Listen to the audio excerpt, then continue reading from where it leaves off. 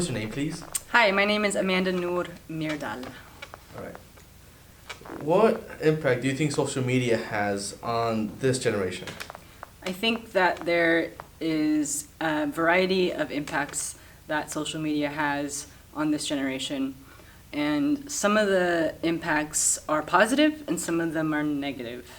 For me, I was right at the beginning of internet and social media.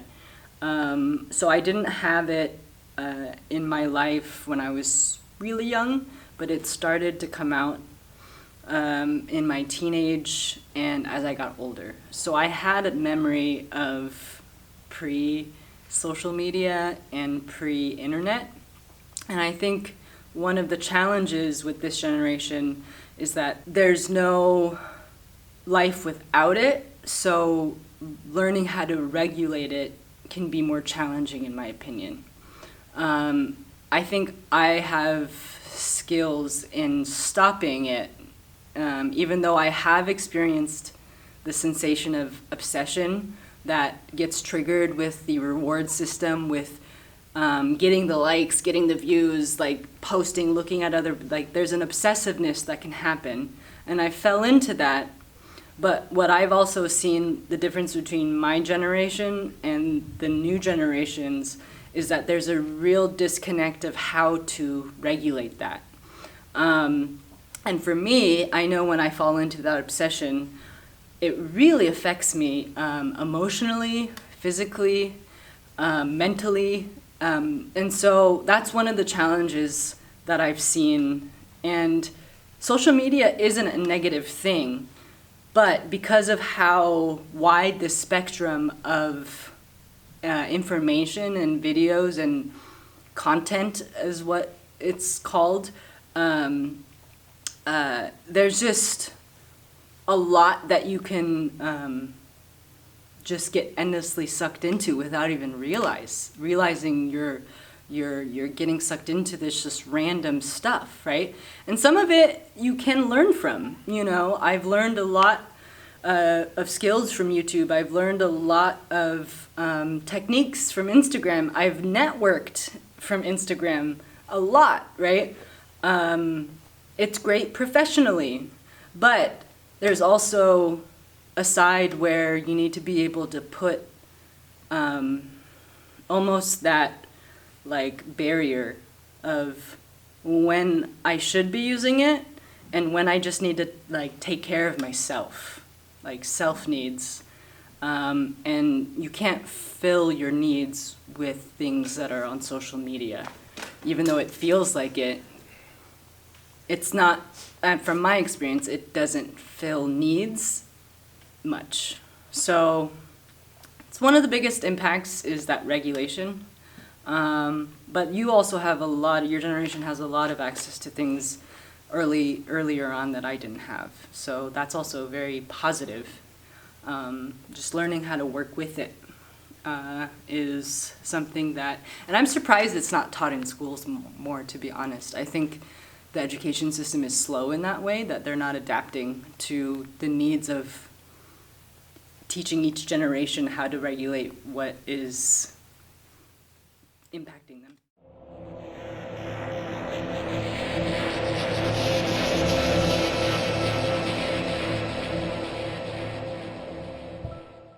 Tell us your name. Andrew Marquez. How does frequent social media use impact self-esteem and body language in teens? I think it impacts them because some of them want to do theirs. So some of them, they risk themselves from harming each other or just harming themselves. So whether it's something like the ice bucket challenge, which got some people like gravely sick back then, or when people used to eat Tide Pods and they basically got poisoned, but it's just dumber than that. And it affects their self-esteem because some of them might want to get popular with other people. So they like also do dumb stuff like that in order to try and get more popularity. But in doing so, they get themselves sick, or they also get their family members in trouble for some of the stuff that people do online could be counted as illegal. What is the relationship between social media use and the symptoms of anxiety or depression? Social media typically encourages people to try and get as many likes as possible. Most people want to be influencers or be popular. So what happens is that a bunch of people try and go for as many clicks, likes, shares, comments, anything for attention. And that typically leads to some people doing bizarre things. It's also correlated to the last one, people put themselves in danger for it. But sometimes it makes people sad because they think that they're not popular, or maybe they just feel like they're not really connected with their peers. And that can really cause some conflict between them, their parents, their loved ones, or just their mental health. Okay. How do features like likes, comments, and follower counts influence a person's mood and overall well-being? Likes, comments, and follows or shares could affect someone's self-esteem or like make them depressed, because once again, what people want most on social media is probably the likes, the shares, attention. Especially someone like maybe a girl that's desperate, they might try and like dress in weird ways, and typically older men would want that, which is not good, not really good. There's a lot of rumors there. Typically, it's not really the best to be chasing likes or comments. I like to use social media to look at videos, send them to friends, text, do literally anything else. But chasing likes, comments, and anything else could really harm someone, and they could harm them in multiple ways, whether it's physically, mentally, or it could also ruin their reputation. For some people do illegal stuff, or they're seen as creepy.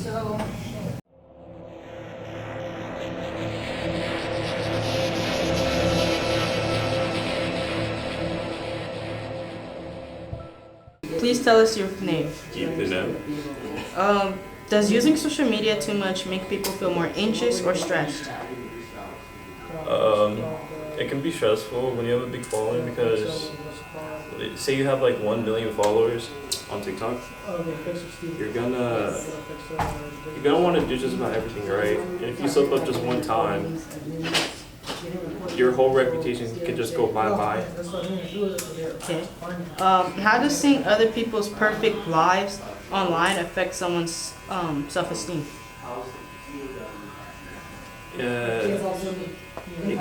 They want to be like them more, and they want to stop being more of themselves. Okay. Can taking breaks from social media improve a person's mood or mental health? So I need you not to think that I think it would be good just to touch some grass outside. Give us your name. My name is Rayhan Safi. How have you seen social media affect people's lives? Social media affects people's lives because it makes them waste their time by scrolling on their phone. And they don't know what they're consuming. It's like they just watch whatever they see, like sports, good things, bad things, they don't know, they just watch it, Yeah. Okay, how have you seen it affect relationships? Relationships, I think social media affects people's relationships in a positive way, because like let's say you message your friend, you send him a video about a sport or something you guys like, you guys could get along that way. Yeah. Okay. And how have you seen it affect people's mental health? Mental health, I think it affects mental health because let's say if you have a big following on YouTube or something, you have a lot of stress on you. Like if you do one bad thing, all of it could be gone, Provide your full name, please. Firdaus Wahidi. Okay. How has social media affected your relationships? I think social media hurts a relationship because of too much comparing, and people spend more time on their phones rather than talking or being with each other. And I think it makes both sides to less communicate and less trust, and the relationship slowly falls apart. And the only thing we can do is like get out of this shit, because we can't focus, and that makes us bad. Provide your full name. Nazir Leggett. Okay. How has social media affected your mental health?